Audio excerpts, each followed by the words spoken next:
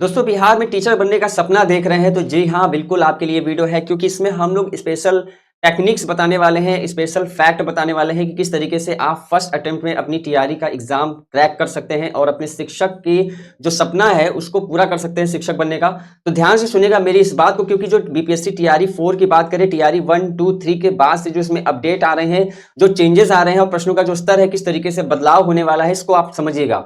देखो, अगर बात करें बीपीएससी टीआरई 4 को अगर एक बार में क्रैक करना है तो तैयारी को आपको क्या करना पड़ेगा, थोड़ा एडवांस बनाना पड़ेगा। क्योंकि बीपीएससी अब सीधे तथ्य यानी फैक्ट के बारे में ऐसे नहीं पूछता बल्कि कॉन्सेप्ट और गहराई पर ज्यादा ध्यान देता है। अगर 2026 की बात करें तो एक मास्टर प्लान में आपके साथ शेयर करने वाला हूं, उसको ध्यान से सुनिएगा।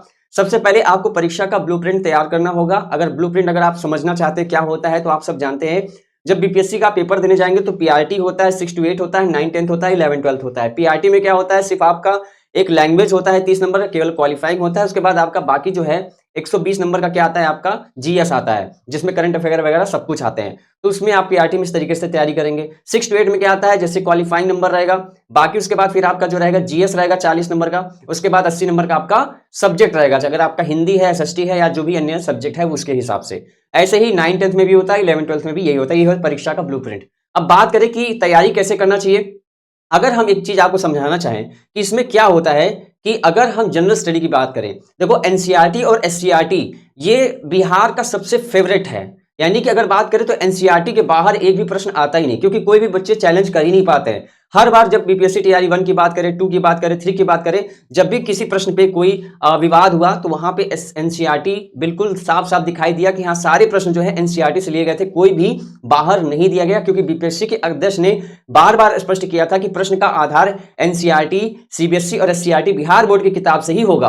पीआरटी की बात करें तो आपको वहां पे ज्यादा से नहीं 6 से 8 या 6 से 10 तक की जितनी भी एनसीईआरटी एससीईआरटी की किताब है उतना पढ़ लो, आपका जीएस निकल जाएगा। अब बात करें टीजीटी 9 10th के लिए तो आपको 9 से 12 तक की एनसीईआरटी एससीईआरटी की किताब पढ़नी पड़ेगी। 11 12 की बात करें तो जो पीजीटी वाले जो होते हैं उनको स्नातक और स्नातकोत्तर तक की गहराई के साथ आपको पढ़ना पड़ेगा 11 और 12 की किताबें। अगर सामान्य अध्ययन की बात करें तो जीएस की रणनीति जो होती है वो 40 अंक आपकी रैंक तय करती है, क्योंकि ये बहुत इंपॉर्टेंट होता है। भले आपने अपने सब्जेक्ट में पूरा नंबर ला भी लिया लेकिन जीएस में नंबर कम रह गया तो मेरिट की वजह से आप छट जाएंगे। देखो इसमें क्या है, इस विषय पर ध्यान देने के लिए जैसे आपका बिहार स्पेशल है, बिहार का इतिहास है, जैसे 1857 की क्रांति जो है सबसे ज्यादा इंपॉर्टेंट होता है, हर बार सबसे ज्यादा प्रश्न इससे पूछे जाते हैं। भूगोल हुआ, जनगणना हुआ, भारतीय राष्ट्रीय आंदोलन ये बीपीएससी का सबसे पसंदीदा टॉपिक है। 1855 से लेकर 1947 तक की सभी घटनाओं को आप लोग रट डालिए। करंट अफेयर जो होता है कहां से पूछा जाता है, पिछले 6 महीने का करंट अफेयर घटनाक्रम हुआ, विशेषकर बिहार की नई योजनाएं जो हैं उससे बहुत सारे प्रश्न पूछे जाते हैं। मैथ रीजनिंग के लिए अगर बात करें, इसके लिए रोजाना 1 घंटा आप अभ्यास कर लो, वही बहुत है, क्योंकि ये श्योर शॉर्ट नंबर दिलाने वाले प्रश्न होते हैं, आपके विषय होते हैं।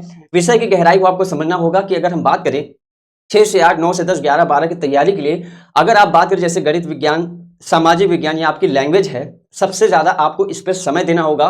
क्योंकि 80 नंबर आता है तो उसमें आपको ऐसा नहीं कि इसको आप हल्के में लेंगे, ऐसे पढ़ लेंगे, डिटेल में पढ़ना होगा।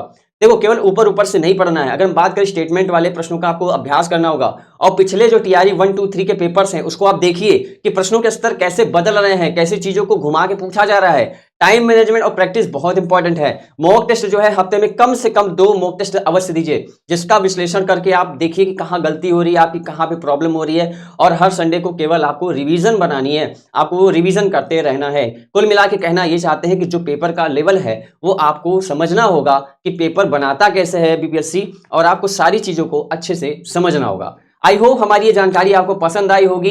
तो आप लोग अपनी पूरी तैयारी करना चाहते हैं, हमारे साथ जुड़ना चाहते हैं, तो आप हमारे ऐप से इंस्टॉल कर लीजिए। प्ले स्टोर पे जाके MS SSC notes app install करिए, वहां पे आपको सभी सब्जेक्ट की कंप्लीट तैयारी कराई जाती है। जीएस सेक्शन हो, सब्जेक्ट आपका चाहे टीजीटी पीजीटी हो, हिंदी हो या फिर कोई भी एसएसटी हो, कोई भी सब्जेक्ट हो, सभी की संपूर्ण तैयारी कराई जाती है।